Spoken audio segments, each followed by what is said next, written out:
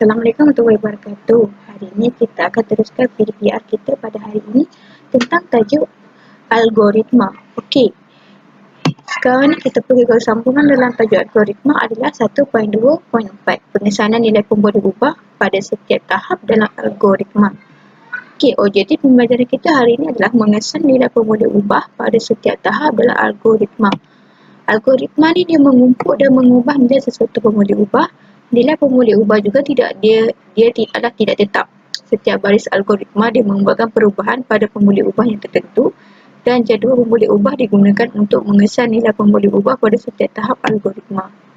Okey, ini adalah contoh algoritma yang berikut mengumpul pemboleh ubah Z dengan nilai 100, kemudian dibahagi dengan 2, didarab dengan 4 dan ditambah sebanyak 25%. Okey, awak tengok pseudocode dia kan? Pseudocode dia mula input Z sama dengan 100, Z sama dengan Z bahagi 2, Z sama dengan Z darab 4, Z sama dengan Z darab 0.25, dia mewakili 25%, tambah dengan Z, dan dipaparkan Z dan tamat. Penyelesaian dia, okey, kita masukkan, kalau kita masukkan dalam kotak dia, dalam jadual dia, nombor Z input ataupun output. Okey, 1, 2, 3, 4, 5 ni nombor macam kita ikut dalam pseudocode lah kan. 1, 2, 3, 4, 5. Z tu kita tengok. Yang first tu dalam pseudocode kita mula, maknanya Z dengan input tak ada apa-apa. So kita dash. Okey, kita pergi kepada 2. Step yang kedua adalah dikata input Z sama dengan 100. Maknanya Z sama dengan 100, input dia ada Z sama dengan 100. 3 dia kata Z sama dengan Z bahagi 2. Maknanya kita kena isi je lah dalam kotak Z tu. Z bahagi 2, maknanya 100 bahagi 2 dapat 50. Maknanya input dia tak ada lah. Okey, yang keempat sama juga, dia Z darab 4. Maknanya 100 darab 4 dapat berapa? Okey, 200. Okey, kita tengok dalam kotak yang nombor 4 dia kan. 4, 200 kan. Maknanya Z darab 4. Maknanya 50 darab 4. Okey, lepas tu 5, step yang kelima, Z darab 0.25 tambah Z. Maknanya Z 200 darab 0.25 tambah Z tambah 200. Lepas tu kita akan dapat 200 setengah. Step ke-6 dia suruh paparkan. Maknanya kita paparkan dekat Z dan kita letakkan dalam kotak input dan output kita 250 juga. 7 tamat. Maknanya kita tulis dash sahaja. Huraian dia kan, contoh 18 ni kan. Huraian dia, baris kedua Z diumpuk dengan nilai 100. Baris ketiga pula Z diubah menjadi 50. Keempat, Z didarabkan dengan 4 menjadi 200. Z diubah menjadi 50 tu maksudnya Z bahagi dengan 2 lah maksudnya. 5, Z menambah sebanyak 25% nilai Z iaitu 50 dan nilai Z asal tu ada 200. Jadi nilai baru Z sama dengan 250. Maknanya 200 darab dengan 0.25. Lepas tu dapat jawapan pula tambah dengan 200. Hasil yang kita dapat jawapan daripada yang nombor 4. 6, Z dia tidak berubah dapat 250 dan 7 dia semua nilai dibersihkan kerana algoritma sudah tamat. Okey, uji minda ni cikgu nak awak buat dalam latihan awak nanti. Satu poin, kita pergi ke tajuk kita seterusnya adalah 1.25, mengenal pasti output yang betul dari algoritma berdasarkan input yang diberi. Okey, objektif pembelajaran kita adalah mengenal pasti output yang betul dari algoritma berdasarkan input yang diberi. Okey, output yang betul bergantung kepada nilai pemboleh ubah sewaktu algoritma dipaparkan tu dipanggil. Contoh 18 tu, kita tengok paparan dibuat pada baris ke-6. Nilai Z pada baris ke-6 sahaja digunakan untuk 250. Analisis output pada algoritma. Adakah output yang ditentukan menggunakan algoritma yang betul? Kita analisis kan, kita analisis output yang dalam algoritma tu, adakah output yang ditentukan menggunakan algoritma betul? Lepas tu, kita bandingkan output dijangka untuk menentukan kesahihan output algoritma. Lepas tu, kita output dijangka tu pula ditentukan secara manual iaitu hitungan manual. Maknanya kita buat step by step tu secara manual lah.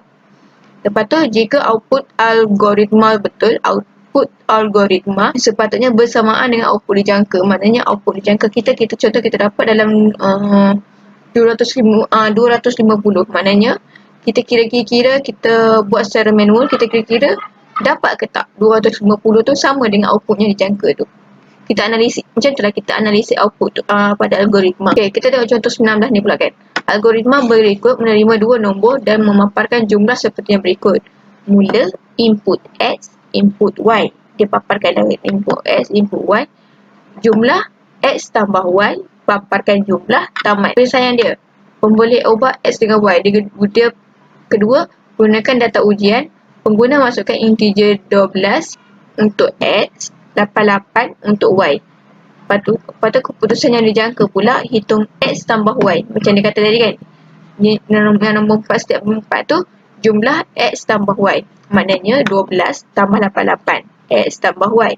Maka output yang dijangka tu pula dia akan dapat 100. Lepas tu dia kata lukis jadual kenapa si pemboleh ubah setiap baris algoritma, kenapa pasti output dari algoritma berdasarkan input, dan kita bandingkan output algoritma dan output dijangka. Okey, kita tengok dalam jadual ni kan. Dia ada 1 hingga ke 6 step dia, Y dia 12, 12. Okey, X dia okey cikgu silap. Kotak yang tu X, lepas tu Y. X dia 12, Y dia 88 kan, macam dia kata tadi kan. Okey, lepas tu step yang keempat tu lah kan yang dia tanya kan. Step 12 dia kata X adalah 12. Lepas tu step yang ketiga dia kata Y adalah 88. Lepas tu yang step keempat dia kata X tambah Y. Jumlah X tambah Y. Maknanya 12 tambah 88 sama dengan 100. Lepas tu nombor 5 ni kita dapat jawapan 100, output dijangka kita 100. Jumlah 100. Maknanya betul ke tak output dijangka kita dengan output algoritma yang kita dapat tu? Kalau dah betul, maknanya kita punya tamat. Okay, penyelesaian ni kan 12 dijangka. Maka algoritma sama dengan output yang dijangka. Bagi menyemak jawapan untuk kepastian, gunakan nilai input yang berbeza dan tentukan output dijangka. Okay, ini uji minda untuk awak lakukan sebagai latihan. Kita pergi kepada tajuk seterusnya adalah 1.2.6. Terjemahkan algoritma ke dalam bahasa pengatur caraan. Objektif pembelajaran kita hari ini adalah menterjemahkan algoritma ke dalam bahasa pengatur caraan. Setiap baris algoritma yang direka bentuk dapat ditukarkan kepada kod komputer. Algoritma berbentuk universal dan simbol dan perkataan juga digunakan, tidak perlu bersandarkan kepada mana-mana bahasa pengatur caraan. Bahasa pengatur caraan yang sering digunakan ialah Visual Basic, Java, C++ dan lain-lain. Okay, sedikit info. Selain daripada Java, banyak lagi bahasa pengatur caraan yang telah dibangunkan oleh pengatur caraan.